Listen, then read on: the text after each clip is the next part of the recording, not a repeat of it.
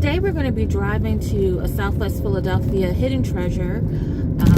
We're going to see a place that originally was built in the 1700s. Famous Philadelphian by the name of John Bartram. We're going to Bartram Gardens. And so we are traveling on 58th Street, and we're going to take this to Lindbergh Boulevard. I believe that is Lindbergh Boulevard. And this is a weird intersection because Elmwood Avenue and Lindbergh Boulevard intersects at some point.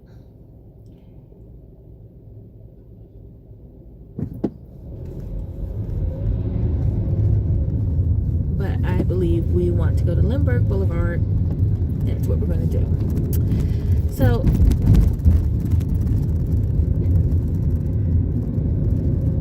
I could have easily turned on Elmwood Avenue. That might have been the more direct route. But, hey, you get to see a little bit more of Philadelphia. So Southwest Philadelphia is kind of nestled in a corner, and a lot of times when people think of Philly, they think of South Philly or West Philly, and Southwest Philly gets overlooked. But Southwest Philly, I would say, is the most heavily traveled by tourists, because if you take a plane to come to Philadelphia, the airport is located in Southwest Philadelphia. So everyone who's flown to Philadelphia has traveled in Southwest Philadelphia. So we're going to just make this turn here onto Lindbergh Boulevard.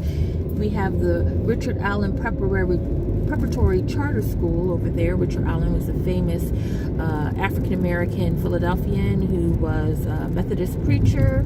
He founded many activist groups to boycott produce and any goods that was grown and picked by enslaved African Americans.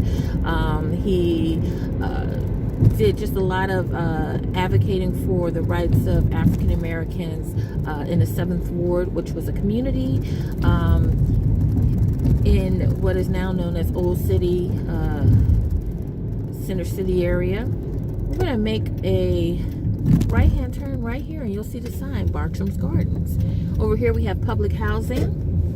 Bartram Gardens. John Bartram was born 1699, and he passed away in 1777. So he was born 1699, died in 1777, and we're getting ready to go to his property. What was his property? And his home that was built in the 1700s. He was also a botanist and a naturalist. He was really interested in horticultural subjects, growing plants, gardens, trees, everything that was fashionable during that time in the 18th century. And you can see beautiful Philadelphia skyscape.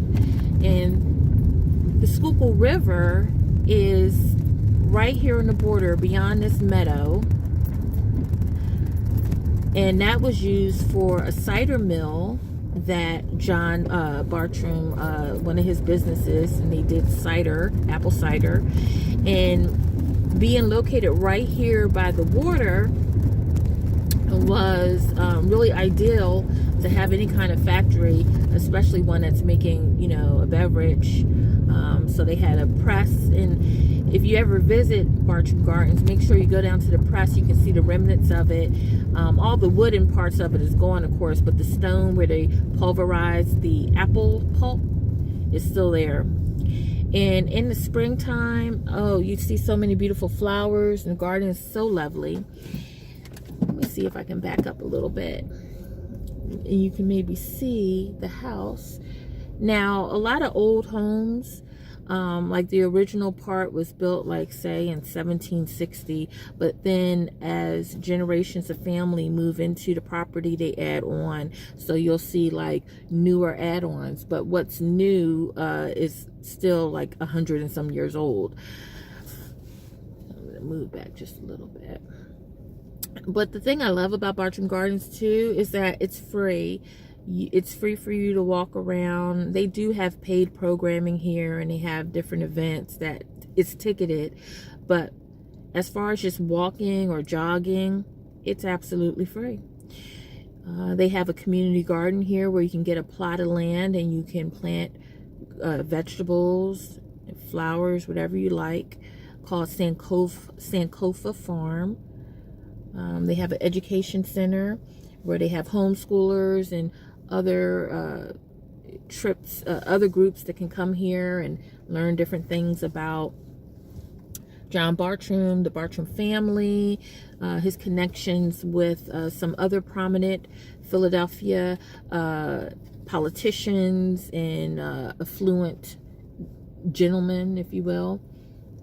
I'm just move back. Now, prior to John Bartram coming here and building his home and claiming this land, the Lenni Lenape Native Americans lived here. This was their land. This is where their tribe dwelled for hundreds and hundreds of years. And again, being next to the Schuylkill